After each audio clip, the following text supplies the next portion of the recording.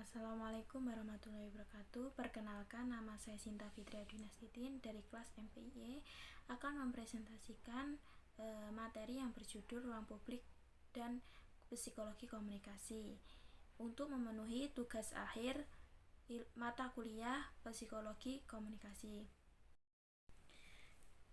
Selanjutnya, pembahasan yang pertama yaitu membahas ruang publik.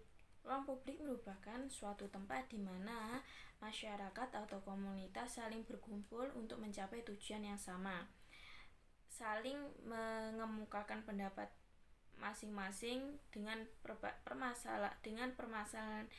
permasalahan pribadi maupun komunitas. Ruang publik ini bisa dilakukan secara dunia nyata maupun dunia maya. Ruang publik juga bisa dinamakan sebagai tempat di mana manusia saling berkomunikasi atau saling berinteraksi satu sama lain secara bersama dengan membahas hal yang berbeda. Dengan kelompok satu dengan kelompok yang lainnya, manusia saling membahas hal-hal yang berbeda sehingga menciptakan ruang publiknya sendiri.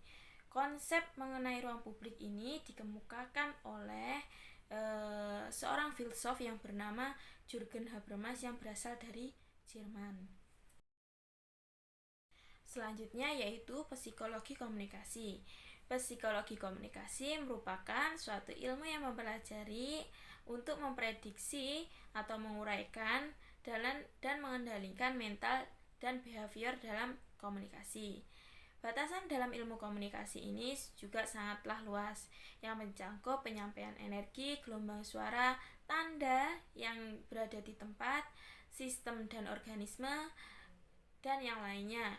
Dalam psikologi komunikasi sendiri, psikologi berusaha meneliti alasan mengapa suatu sumber komunikasi dapat mempengaruhi sikap orang lain, sehingga dapat menimbulkan sikap yang berbeda dari yang sebelum mendapat kabar komunikasi dan sesudah mendapatkan sumber komunikasi tersebut. Selanjutnya yaitu membahas hubungan antara ruang publik dalam psikologi komunikasi. Di dalam hubungan ruang publik dalam psikologi komunikasi terdapat PERS yang sehingga dapat digolongkan sebagai salah satu ruang publik dalam psikologi komunikasi tersebut. Dalam pemikiran media pers dan masyarakat dimulai sebagai suatu proses untuk mengembangkan pemahaman dan pendapat mengenai masalah publik di mata warga masyarakat.